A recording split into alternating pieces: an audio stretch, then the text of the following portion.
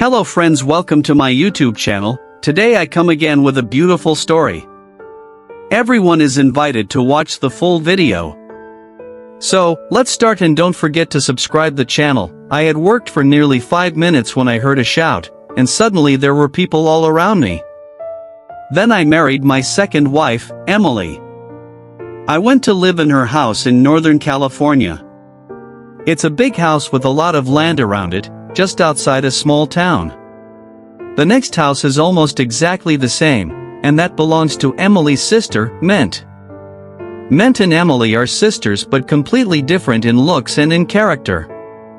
Mint is tall and rather thin. She is very strong-minded and likes to control everyone around her, including Emily. She wasn't at all pleased when I came and took Emily away from her influence. Emily is rather short and fat, as she says. She weighs 11 or 12 kilos too much. She doesn't claim to be very clever and usually does what other people want, not always though. For 3 weeks now, Emily had been away, but Mint had been watching me closely. She was with me now, drinking coffee in our sitting room. The telephone rang, and I answered it. Yes, hello? Dear, this is Emily. Emily, what is your surname? Oh really, dear? Emily, your wife. I'm sorry, you must have the wrong number. I put the telephone down. Mint was watching me. You look as white as a sheet. You seem frightened, shocked. Who telephoned? It was a wrong number. Mint drank some coffee. Oh, Albert, I thought I saw Emily in town yesterday, but that's not possible, of course. It's not. Emily is in San Francisco. Yes, but where in San Francisco? She didn't say. She's visiting friends. Emily doesn't have any friends in San Francisco. I know all her friends. When will she be back? She wasn't sure when it would be. I've heard, Albert, that your first wife died in a boating accident. She fell out of the boat and died in the water. I'm afraid so. She couldn't swim. And you were the only witness to the accident, I believe? Yes, no one else ever came forward. Did she leave you any money, Albert? That's nothing to do with you, Mint. In fact, Cynthia had $50,000 of life insurance and one sailing boat. Poor Cynthia. She had taken her boat out alone that day. I had seen the accident from the boat club and rushed out in another boat, but it was too late to save her. Mint finished her coffee and left. When she had gone, I went for a walk through the woods behind the house. I walked to an open space between the trees which had a little stream running through it. How peaceful it was here, quiet, a place to rest. I had been coming here often in the last few days. I sat down on a fallen tree near the stream and thought about Emily and Mint. Their houses and land were very similar, so you would expect them to be equally rich, but this was not the situation. As I discovered after my marriage, Emily owned her house and the land around it, but she could not afford to employ people to look after them. Mint, on the other hand, employed a lot of people in her house and even a lawyer to look after her money. She must have $1 million at least. On Tuesday afternoons, I usually go to the supermarket in town. Today, in the car park, I saw a small, rather fat woman across the street walking away from me. She wore a purple dress and a brown hat. It was the 4th time I'd seen her in the last 10 days. I hurried across the street. She turned the corner, and I started to run. When I reached the corner, she was nowhere in sight. I was standing there when a car stopped beside me. It was Mint. What are you doing, Albert? I saw you running. I've never seen you run before. Oh, I was just taking a little exercise. I was still breathing hard as I walked back to the supermarket. The next morning, when I returned from my walk to the stream, I found Ment in the sitting room pouring some coffee for herself.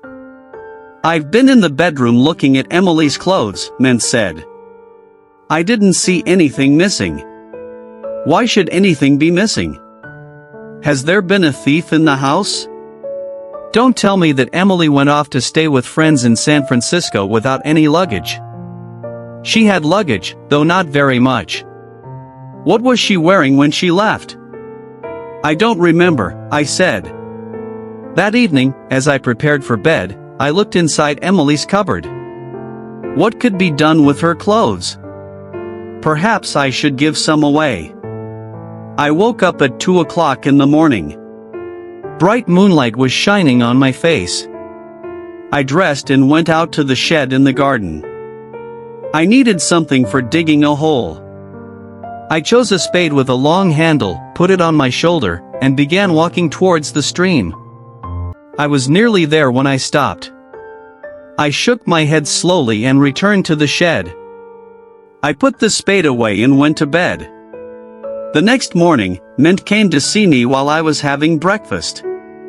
She brought in the Morning Post, which had just come. It included one small blue envelope addressed to me. The writing seemed familiar. The postmark was from our local town. I opened the envelope and pulled out a sheet of paper. "Dear Albert, I miss you so very much. I shall return home soon, Albert. Soon. Emily." I put the letter and the envelope into my pocket. "Well?" Ment asked. I thought I recognized Emily's writing on the envelope. Did she say when she'll be back? That is not Emily's writing. It's a letter from my aunt in Chicago. I didn't know you had an aunt in Chicago. Don't worry, Ment. I do have an aunt in Chicago. That night, I was in bed but awake when the telephone beside my bed rang. "Hello, my sweet. This is Emily." "You are not Emily. You are someone else." "Don't be silly, Albert. Of course, this is me, Emily." "You can't be Emily. I know where she is, and she couldn't telephone at this time of night." "You think you know where I am?" "No, I'm not there now." It was too uncomfortable, so I left, Albert. I got out of bed and dressed. I went downstairs to the study and made myself a drink. I drank it slowly. It was nearly 1 o'clock in the morning when I went to the garden shed again and took out the spade.